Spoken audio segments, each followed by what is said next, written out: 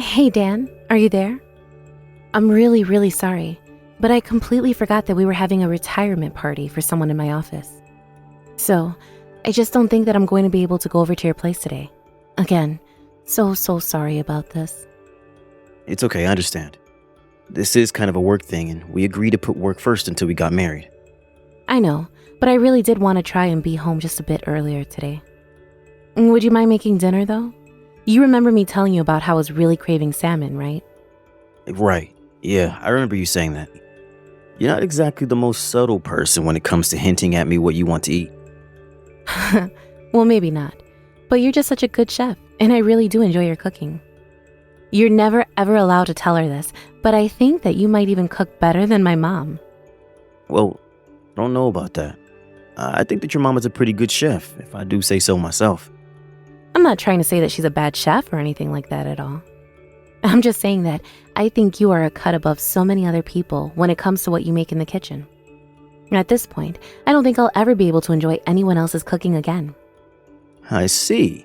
So basically you're telling me you're only marrying me for my cooking skills then? Well, you might be closer to the truth than you realize. But anyways, I can't believe that we're really going to get married in a week. It's just incredible. It feels like the date has just snuck up on us so quickly. I know what you mean, but when you think about it, the timeline has been pretty quick.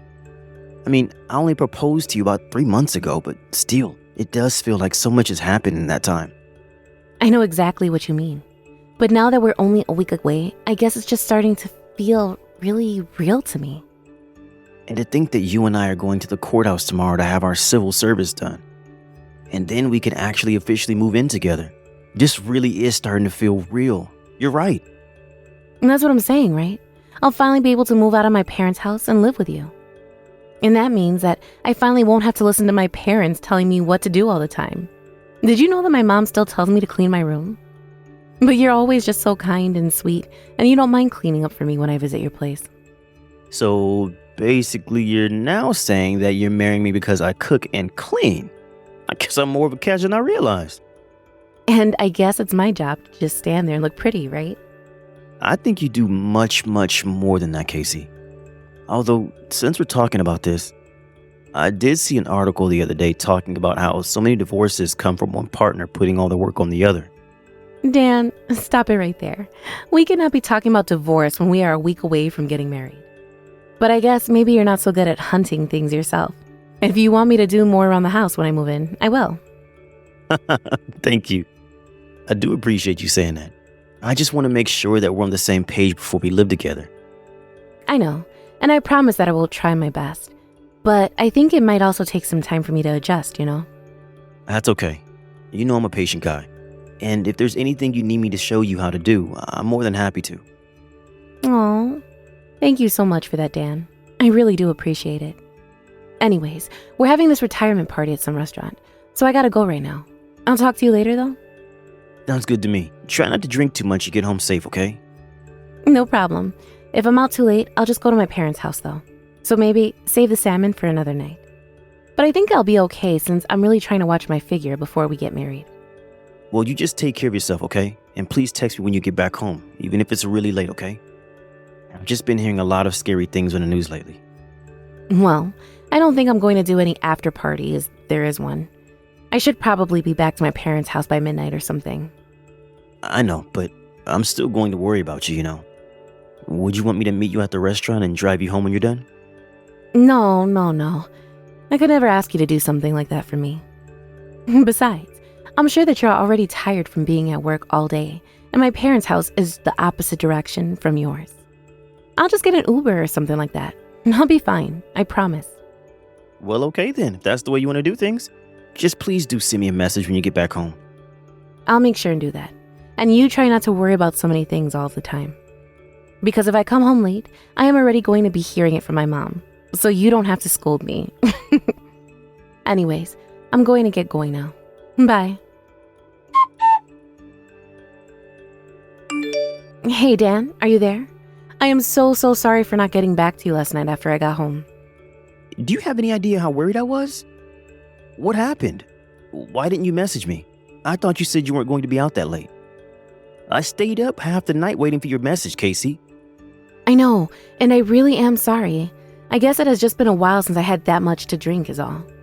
Once I got home, I just got ready for bed and passed out right away. Did you really have that much to drink at the party? I mean, I had like 3 drinks or something like that. But I haven't been drinking at all in this diet that I'm on to fit into my wedding dress. So I guess they all just hit me way more strongly than I thought they would have. Well, geez. I mean, I know how much you like to drink and how hard you've been working on cutting back, but you really should have been more careful, don't you think? Dan, I only had 3 drinks.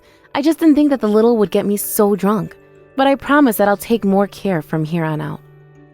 Great. Well, we just have one more week until we're married, so please be careful, okay? Do you want me to come over and visit you? No worry about doing that. I'll still make it over to your house today. But I think from tomorrow, I'm going to stop coming over to our house until we're married. Oh, really? Why is that? Did something happen? Well, after we're married, the 2 of us are going to move in together and be living with each other, right? I was just thinking this morning while my mom was making me breakfast that maybe things aren't so bad at home and that I want to enjoy this while I can. Hey, I understand. It can't be easy getting this close to having to move out of your parents' house. Yeah, it's going to be a lot of big changes for me, I think. So, I just want to enjoy the time I have at home with my parents while I can. I understand. After all, it's just like you said. Once we're married, we really are going to be living together. So, you enjoy the time you have living with your parents, okay? Great. Thank you so much for understanding, Dan. Besides, it's not like they even live that far away from us, right? Yeah, of course. It's not like you're never going to see them again or anything like that. But it's true that there are going to be some changes while you get used to living with me and not with them.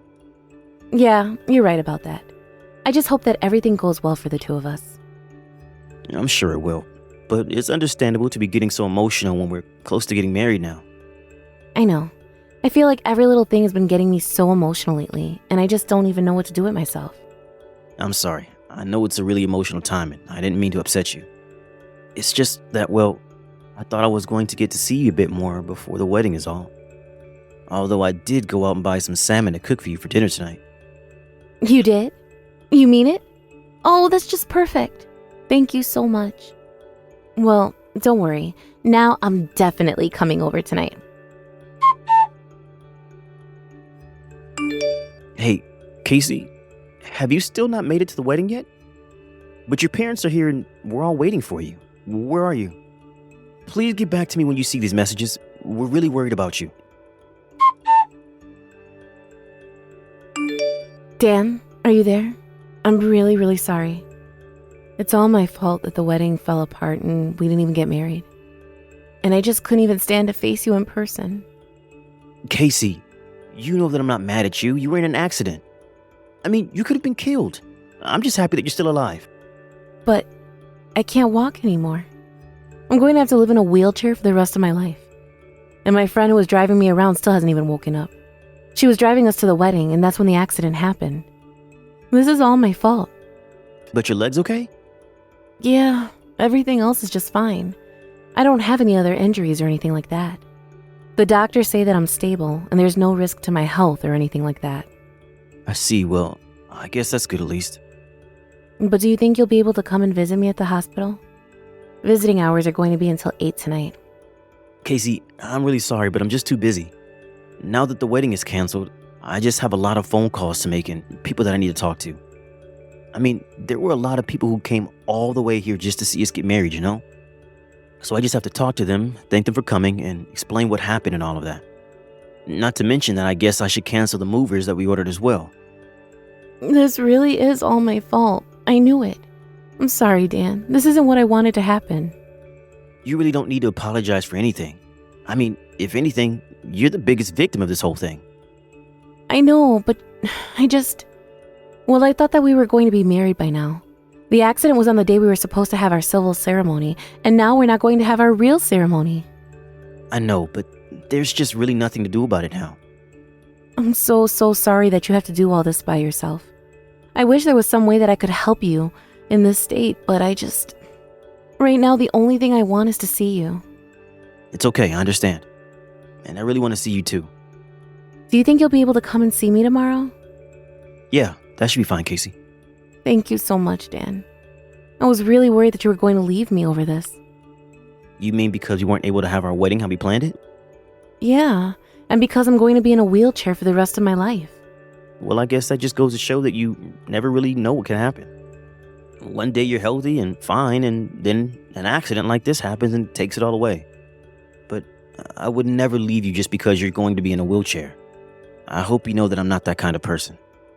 Thank you so much, Dan. Just reading that message makes me feel better.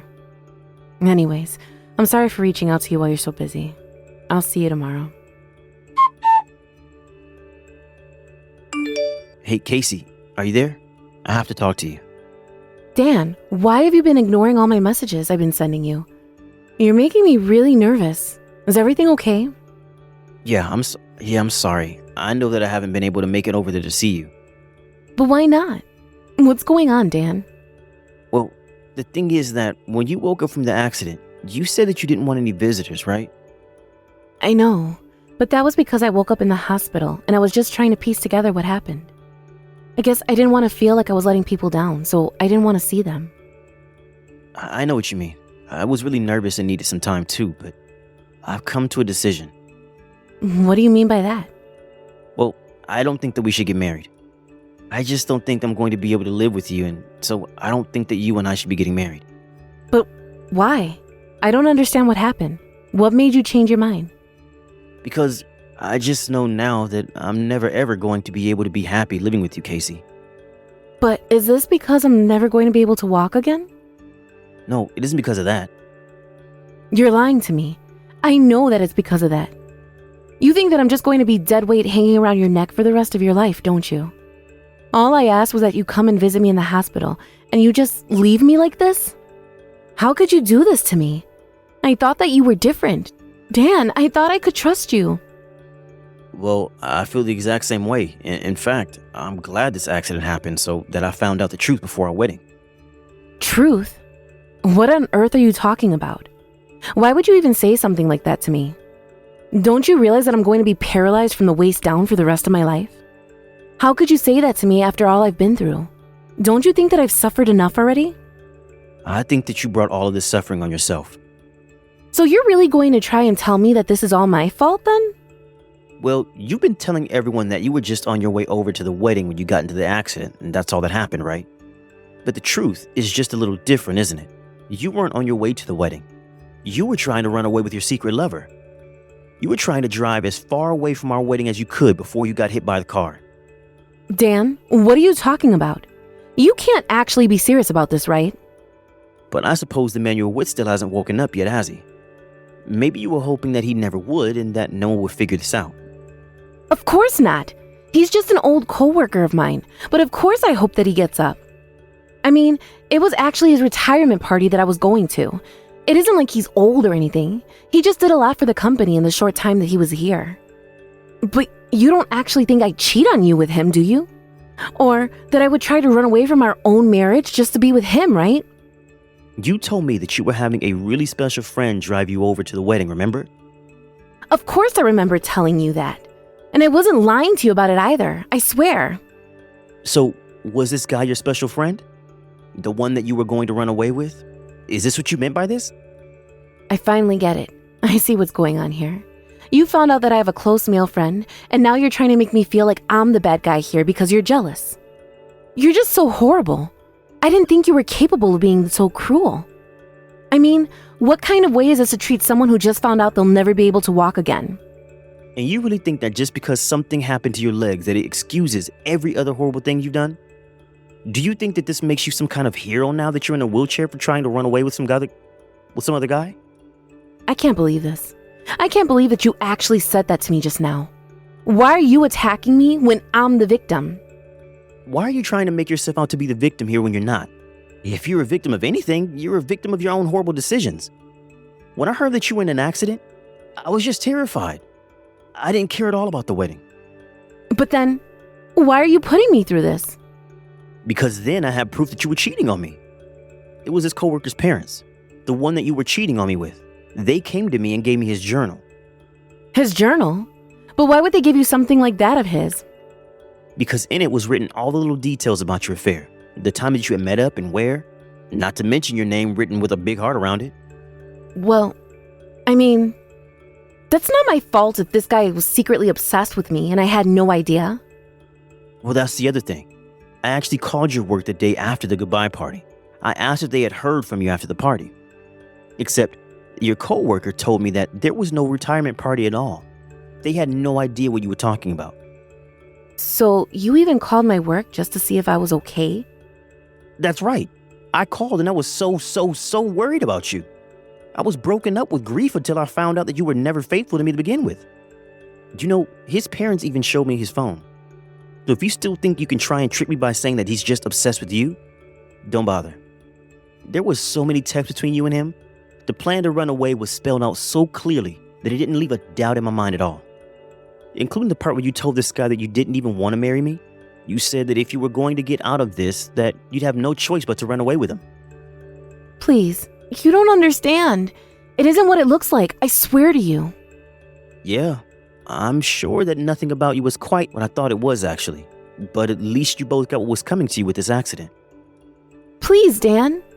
You have to know that you've always been the only man for me. I'm so sorry about this. I promise to never stab you in the back again. Please, you have to know that you're the only person that I want to spend the rest of my life with, right? And to think that we were almost married. Now I can call this off and never have to deal with you again. After that, Chris, the man that Casey was seeing behind my back, woke up. His parents told him about how disappointed they were in him, but since he was in the hospital, it was clear that neither of them was going to be able to run away from this. I also sued Casey for her affair and for ruining our engagement. Her and Chris. The payout was large, but it wasn't enough to cover the hurt and the pain that I had in my heart from such betrayal. In the end, news about what Casey and Chris did spread around their town and their work, and they both moved away as soon as they could to avoid embarrassment. I haven't heard from Casey since, but I wonder how she's getting used to her new life in a wheelchair. As for me, I took the money that I got from the lawsuit and decided to move away myself. I couldn't stand living in the same town where so much betrayal took place. I just felt like I needed a new start in life. I put in a transfer request at work, and when it came through, I packed up my things and set out to start my new life in a new place. I'm sure that I'll go through a lot of hardships there as well, but at least it will be on my own terms since I'll never let anyone lie to me like that again. Thank you for watching. If you like this video, please give it a thumbs up and don't forget to subscribe to see more content like this.